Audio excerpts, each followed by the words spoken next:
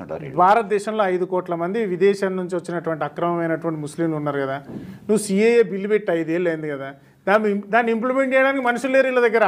ఇప్పుడు ఇప్పటిదాకా ఒక్కడిని ఐడెంటిఫై చేయాల చేసిరండి, ఎందుకు చేయలేదు? వన్ జైళ్ళలో పెట్టి మేపుతున్నారు. బంగ్లాదేశుడు క్రైమ్ చేస్తే మొన్న అస్సాంలో, యూపీలో, మధ్యప్రదేశ్లో వాళ్ళు క్రైమ్ చేస్తే వాళ్ళని అరెస్ట్ చేసి జైళ్ళల్లో పెట్టి మేపుతున్నారు. వాడిని మేపాల్సిన పని మనకేందండి? వాడు దొంగతనం లేకుండా తీసి బార్డర్ అవతల ఇసిరేక అవసరమైతే కాల్చిపడండి. వాడు అడుగుతాడు వాడిని. ఈ దేశ చట్టాలకు సంబంధమే లేదు. వాడు బర్మావాడు నిన్ను అడగడు, బర్మావాడు దేశస్తుడు కదా, వాడు నిన్నైతే అడగడు. కాల్చిపడేయండి ఈ దేశంలోకి వచ్చి క్రైమ్ చేస్తే. అదే మనం ఇక్కడ నుంచి ఖతర్కో దుబాయ్కో పోయి క్రైమ్ చేస్తే ఊరుకుంటారా? కాళ్ళు చేతులు తీసేస్తారు. మరి ఆ భయం లేదు. ఇదో ధర్మసత్రం అయిపోయింది. అతి మంచి మూర్ఖత్వం కిందకి వస్తుంది ధర్మసత్రంలో వక్ఫ్ బోర్డు.